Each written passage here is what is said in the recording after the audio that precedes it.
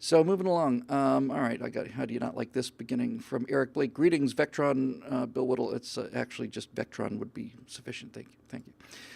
Here's a Star Trek question for you. What makes you think I'm able to take a Star Trek question, Eric? I mean, we'll try. We'll try. You've talked a lot about your vehement hatred of Star Trek: The Next Generation. I don't vehemently hate Star Trek: The Next Generation. It's not interesting enough for me to vehemently hate it. It's like you just don't vehemently hate being splashed by tepid water. But let's move on. So a question no one seems to have asked is have you ever seen the other main universe Trek shows, Deep Space Nine, Voyager, and Enterprise? If so, what's your take on them? If not, I cannot recommend Deep Space Nine high enough. It's a beautifully conservative deconstruction of the utopian leftism in Next Generation, piece by piece. I get it. I've heard similar things about Deep Space Nine, and I know that there's a lot of depth in that show, but I watched the first 2 or 3 episodes, and it's I don't know. I don't watch Star Trek to see what's going on at a bus station. I don't mean to be flip about it, but that's really it. I don't get the point of a Star Trek show that doesn't go anywhere. A number of people immediately set phasers to Puri. Foghorn gets off a good one. A lot of people immediately said they prefer Babylon 5, and I do too. I watched Babylon 5 back in Florida in the mid '90s, I guess. I watched it. I think it was on every night, so it must have been when they were done or anything. I watched Babylon 5 a lot, and I while I didn't much like the universe. I thought that in fact the first season with what's his name, not Sheridan. Anyway, it'll come to me. Somebody will put it up there. I thought, and then they put Bruce Boxleitner in, and man alive, he was just great. And one of the most wonderful things, Sinclair, one of the most wonderful things about that is that when I got out here and they started, dealing with conservatives in show business, one of the people that I got to spend the most time with back almost 10 years ago now, I guess, 10 years ago, was Bruce Boxleitner. We hung out. He's a great guy, just a terrific guy. I haven't seen him in a couple years now, but Bruce was just wonderful, just a really, really cool guy, very friendly. The guy who played Garibaldi Doyle. Yeah, Jerry Doyle had a conservative radio show. I don't know what's happened to him. Ivanova was great, and I really liked it. And getting to know Cheryl says that Bruce is married to Melissa Gilbert. I don't think that they are anymore. I think they divorced quite a while ago, and I think it had a lot to do with the fact that Bruce was a conservative. Heart attack for Jerry Doyle. That's a shame. Anyway, it was great, and it was great to talk to him about the inside of the show, and the guy who played it's been a while, the Centauri ambassador, wonderful man. According to Bruce, I never met him. Bill Mooney was on that show, and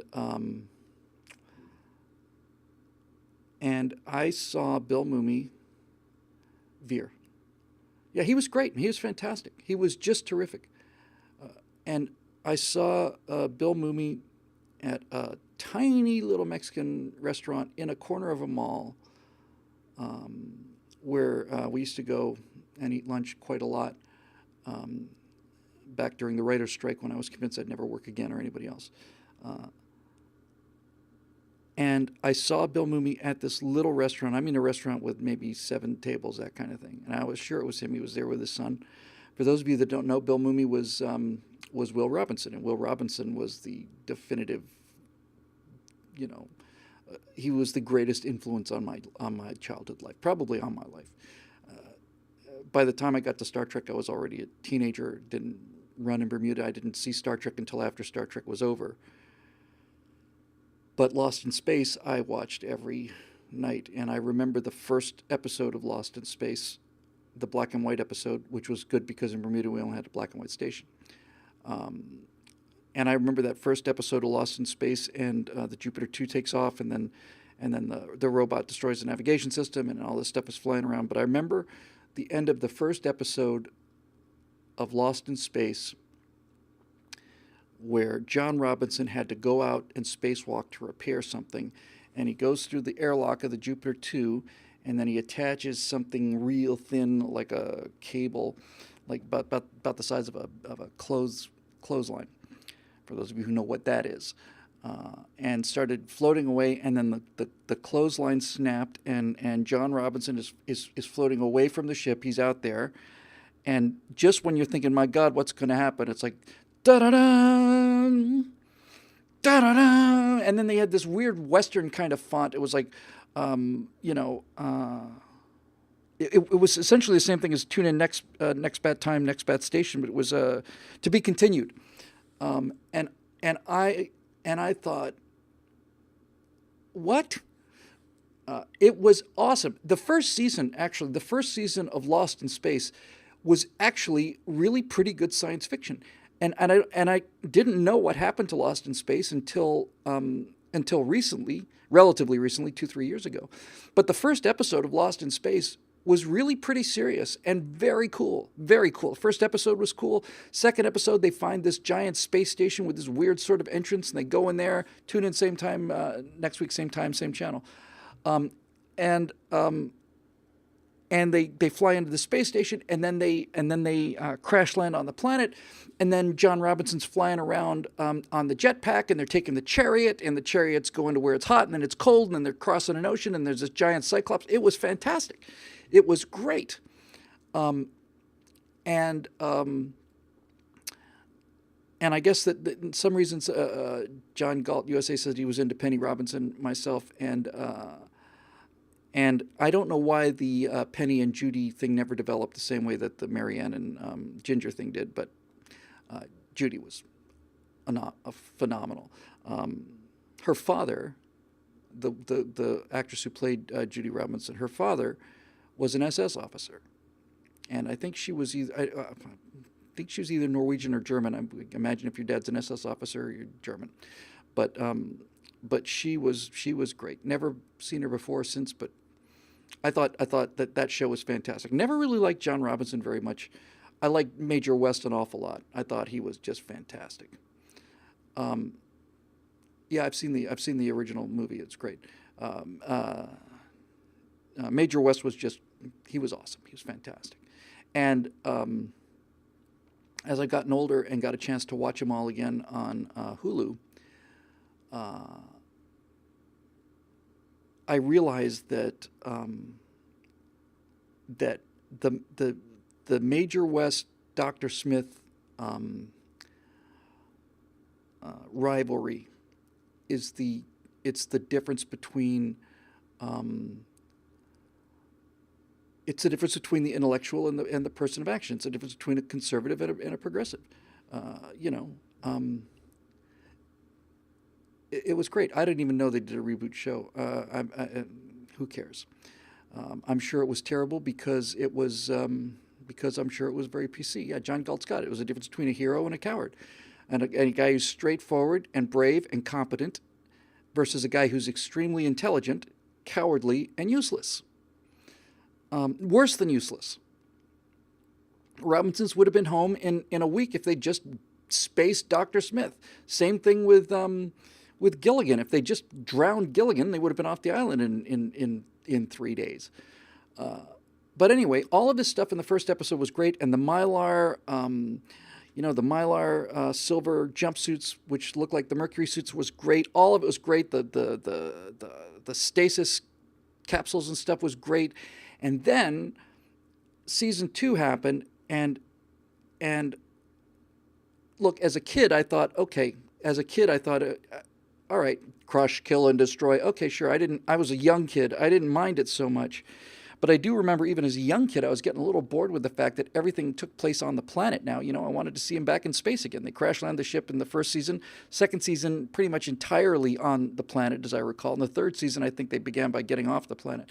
But it's like, all right, I've seen it. But what I didn't realize until much later, because I watched them all as an adult in order, was that the show in the second season fundamentally changed.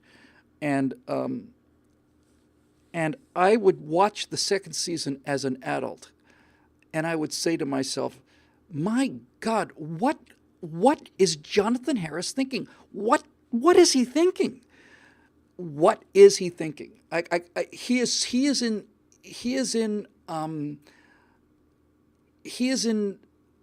he's not only not in the same show, he's not really even in the same society. He's not even part of the same civilization. Jonathan Harris was so far out there, and just playing this camp, I couldn't believe how awful it was. And then somebody told me, or I read someplace, that the reason that Lost in Space, which voice, the Dr. Smith voice? Oh, the pain. Oh, my back, my delicate back, you bubble-headed booby. I can't do it. Maybe if I practiced a little more, but look, he was funny, but I kept thinking, what happened? And what happened was, between the first season and the second season of Lost in Space, what happened was Batman happened. And Batman came out, and as a little kid, I took Batman completely seriously. I didn't get any of the camp. I didn't realize that there was anything funny when Bruce Wayne goes into the Batcave and sees a picture of his house, and then the subtitle on the house says Stately Wayne Manor. I never thought that was funny. I didn't think there was anything funny about Batman. I didn't think there was anything funny about him doing the Batusi. I didn't think there was anything funny when he would say things like he and Robin are dressed in their satin outfits in the middle of a party, and they're going into a nightclub or something, and they're here, these two guys dressed as superheroes in this room full of normal people, and then the maitre d' says, can we get your table, Batman? And Batman says, yes, but not too close to the front. We wouldn't want to attract attention. That's just genius. That's genius. That's brilliant. And Adam West delivered it perfectly. But the success of Batman and all of the camp on Batman led to Lost in Space. Going down this road, which was just unbelievable. Culminating in the Great Vegetable Rebellion, where they land on a planet of vegetables, and the lead character's a talking carrot, and Dr. Smith turns into celery or something. Just the